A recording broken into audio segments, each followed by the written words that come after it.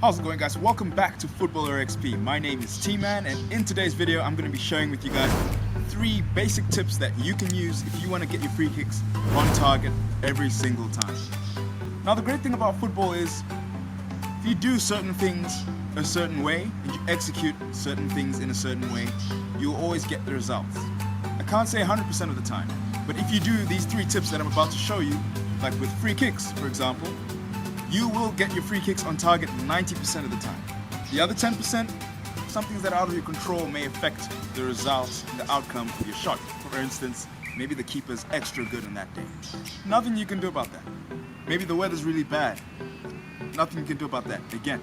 But 90% of the time, I guarantee you guys, if you just do these 3 tips that I'm about to show you, 3 tips that I've always used, and I've always been the free kick taker for all my teams, and I'm a right back, and yet they still choose me to take free kicks because my free kicks are always on target because I follow these 3 tips.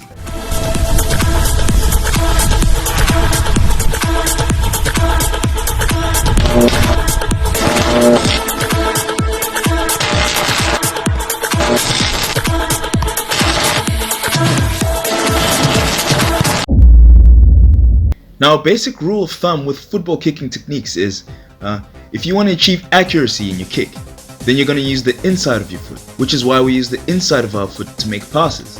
If you want to achieve power with your kick, then you're most likely going to use the top of your foot, the laces, which is why we use the laces to take shots.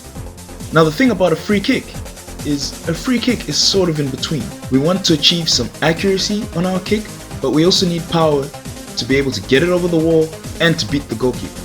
So what we want to do with free kicks is we want to use a part of our foot that's in between the laces and the inside of our foot. This way we can achieve both accuracy and power. Now, with free kicks, there's so many techniques that different players like to use, and every single player has their own technique that has been inspired by other players, which they sort of molded and adapted to and changed a few things. But you're always better off mastering and focusing on one technique and practicing that technique as many times as possible than to keep trying many different techniques and practicing so many different techniques. I'm telling you, the player who sticks to that one technique and masters that technique will always be more of a threat than a player who just tries so many different techniques and hopes to just, one day hit a fluke. Now, the next tip is the run-up. This is really important because the number of steps you take can impact the power and the direction of the ball. If you're running up from a 45-degree angle, your shot's going to be more direct. If you're running up from a 90-degree angle, then your shot will obviously have more bend because you're going to whip around the ball. So like I mentioned earlier, different players have different techniques. My technique is I prefer to approach the ball from about a 90-degree angle to the goalpost so that I can whip it around and get some curl onto the ball. Now, I normally take about 2 to 3 steps before I kick the ball. 1, 2, and then kick. Now, the final tip I'm going to give you guys, and the final tip that you need to focus on, is placement. Your placement, you're going to achieve that through your follow through and also where you hit the ball.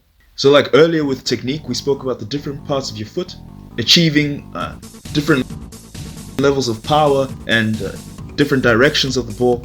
But to achieve placement, it's all about your follow through and where you actually hit the ball. If I hit the ball in the center, I'm going to place it mid-height. If I hit it low, very low, then I'm going to place it higher. And if I hit it somewhere at the top, then I'm obviously going to place it lower. So for my shooting technique with free kicks, what I like to do is sort of hit the ball just slightly somewhere in the middle so that I can get a dip over the goalkeeper and also some spin. And then my follow through, I'll wrap my foot around to achieve that curl. So I come in, 90-degree angle, 1, 2, 3, and wrap around the ball. That will give me curve and it will give me just enough height to place the ball in one of the corners. The reason I like to aim for the top corners of the goalpost is because those are the hardest spots for any goalkeeper to save. If the goalkeeper is standing on the right of the goalpost, it's going to be harder for them to dive to the left side of the post in time to stop your shot. Same if they're standing on the left, it's going to be harder for them to dive to the right in time.